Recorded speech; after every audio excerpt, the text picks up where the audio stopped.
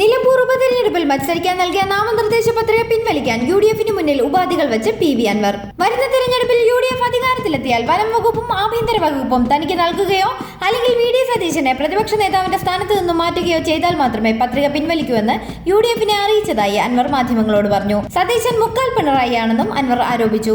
വനം മന്ത്രി സ്ഥാനം എനിക്ക് നൽകണം, പോലീസിലെ RSS വൽക്കരണം ഇല്ലാതാക്കണമെങ്കിൽ ആഭ്യന്തര വകുപ്പ് എനിക്ക് നൽകണം, അല്ലെങ്കിൽ VD സതീശനെ ആ സ്ഥാനത്ത് നിന്നും മാറ്റണമെന്ന ഉറപ്പ് നൽകണമെന്നുമാണ് ആവശ്യപ്പെട്ടത്. ഈ രണ്ട് വകുപ്പുകളാണ് ഇവിടെ ശുദ്ധീകരിക്കപ്പെടേണ്ടത്. IFS ഉദ്യോഗസ്ഥർ കേന്ദ്ര ലോബിയുടെ സഹായത്തോടെ മലയോര ജനതയെ കുടിയിറക്കാൻ വന്യമൃഗങ്ങളുടെ ആവാസ കേന്ദ്രമാക്കി മലയോര മേഖലയെ മാറ്റുകയാണ്. മൃഗങ്ങൾക്ക് കുടിക്കാൻ വെള്ളവും കഴിക്കാൻ തീറ്റയുമില്ല, സംരക്ഷണ ഭിത്തിയില്ല. ഈ രീതിയിൽ പോയാൽ കോഴിക്കോട് അങ്ങാടി വരെ വനമാകും. ഇതിനെ തടയിടാൻ വനം വകുപ്പ് എനിക്ക് നൽകണം. UDF-ലേക്കുള്ള വാതിൽ ഒറ്റയടിക്ക് അടച്ചത് VD സതീശനാണ്. അടഞ്ഞ വാതിൽ തുറക്കാൻ UDF-ലെ ഉത്തരവാദിത്തപ്പെട്ടവർ ശ്രമിക്കുന്നുണ്ട്. ആവശ്യങ്ങൾ അംഗീകരിച്ചാൽ UDF-ന്റെ മുന്നണി പോരാളിയായി രംഗത്തുണ്ടാകും.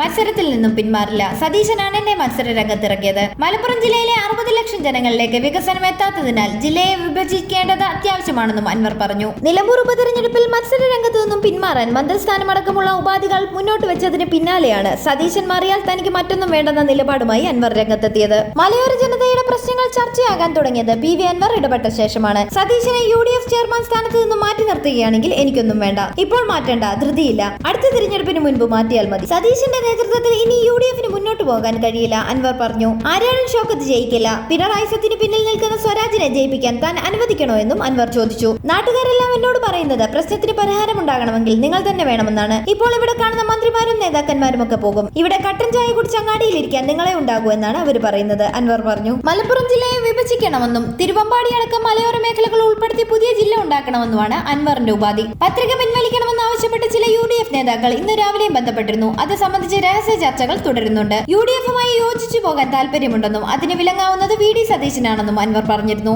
VD സതീശനാണ് തന്നെ മത്സര രംഗത്തേക്ക് തള്ളിവിട്ടതെന്നും അൻവർ പറഞ്ഞു. ഒരു പിണറായിയോ ഉൾക്കൊള്ളാനാവാഞ്ഞിട്ടാണ് LDF വിട്ടത്, പിന്നെയാണോ മുക്കാൽ പിണറായിയായ VD സതീശനെന്നും അൻവർ ചോദിച്ചു. മത്സര രംഗത്ത് നിന്നും പിന്മാറില്ലെന്നായിരുന്നു ഇന്നലെ രാവിലെയും അൻവർ മാധ്യമങ്ങളോട് പറഞ്ഞിരുന്നത്. പത്രിക പിൻവലിച്ചാൽ താൻ മരിച്ചുവെന്നാണ് അർത്ഥമെന്നും അൻവർ പറഞ്ഞിരുന്നു. വൈകിട്ട് 3 മണി വരെയായിരുന്നു പത്രിക പിൻവലിക്കാനുള്ള സമയപരിധി. സൂക്ഷ്മ പരിശോധന പൂർത്തിയായപ്പോൾ പ്രധാന സ്ഥാനാർത്ഥികൾ ഡമ്മികൾ അടക്കം 14 പേരാണ് പട്ടികയിലുള്ളത്. അതിനിടെ UDF പ്രവേശനത്തിനായുള്ള PV അൻവറിന്റെ പുതിയ ഉപാധികളെ പരിഹസിച്ച് കോൺഗ്രസ് നേതാവ് VD ബൽറാം രംഗത്തെത്തിയിരുന്നു. പ്രതിരോധ വകുപ്പും വിദേശകാര്യ വകുപ്പും കൂടി ചോദിക്കാമായിരുന്നു എന്നാണ് അൻവറിനെ പരിഹസിച്ച് ബൽറാം ഫേസ്ബുക്കിൽ കുറിച്ചത്. അതേസമയം സ്വതന്ത്രനായി മത്സരിക്കുന്ന PV അൻവറിന് കത്രിക ചിഹ്നമാണ് തെരഞ്ഞെടുപ്പ് കമ്മീഷൻ അനുവദിച്ചത്. കഴിഞ്ഞ തെരഞ്ഞെടുപ്പുകളിൽ ഓട്ടോറിക്ഷ ചിഹ്നത്തിലാണ് അൻവർ മത്സരിച്ചിരുന്നത്. അതിനാൽ ഈ തെരഞ്ഞെടുപ്പിലും ഓട്ടോറിക്ഷ ചിഹ്നം വേണമെന്ന് അൻവർ ആവശ്യപ്പെട്ടെങ്കിലും തെരഞ്ഞെടുപ്പ് കമ്മീഷൻ അനുവദിച്ചില്ല. ഓട്ടോറിക്ഷ കേരള കോൺഗ്രസ് ജോസഫ് ഗ്രൂപ്പിന്റെ ചിഹ്നമാണെന്നും അതിൽ അനുവദിക്കാനാവില്ലെന്നും തെരഞ്ഞെടുപ്പ് കമ്മീഷൻ വ്യക്തമാക്കി. ഓട്ടോറിക്ഷ, കത്രിക, കപ്പ് ആൻഡ് സോസർ ചിഹ്നങ്ങളിൽ ഏതെങ്കിലും ഒന്ന് അനുവദിക്കണമെന്നായിരുന്നു തെരഞ്ഞെടുപ്പ് കമ്മീഷനോട് അൻവർ ആവശ്യപ്പെട്ടത്. തെരഞ്ഞെടുപ്പ് കമ്മീഷൻ അൻവറിന് ചിഹ്നമായി കത്രിക അനുവദിക്കുകയായിരുന്നു. നാമനിർദ്ദേശ പത്രിക പിൻവലിക്കാനുള്ള സമയം അവസാനിച്ചതോടെ നിലമ്പൂർ ഉപതെരഞ്ഞെടുപ്പിലെ മത്സരചിത്രം വ്യക്തമായിരുന്നു. അൻവർ ഉൾപ്പെടെ 10 മത്സരാർത്ഥികളാണ് മത്സര രംഗത്തുള്ളത്. 14 പേരായിരുന്നു നാമനിർദ്ദേശ പത്രിക സമർപ്പിച്ചത്. 4 പേർ പത്രിക പിൻവലിച്ചു. അൻവറിന്റെ അപരനും പത്രിക പിൻവലിച്ചവരിൽ ഉൾപ്പെടുന്നു. തിരഞ്ഞെടുപ്പ് കമ്മീഷൻ ചിഹ്നമായി കത്രിക അനുവദിച്ചതിനു പിന്നാലെ പിണറായിയെയും സതീശനെയും ജനം കത്രിക കൊണ്ട് വെട്ടുമെന്ന് PV അൻവർ പറഞ്ഞു.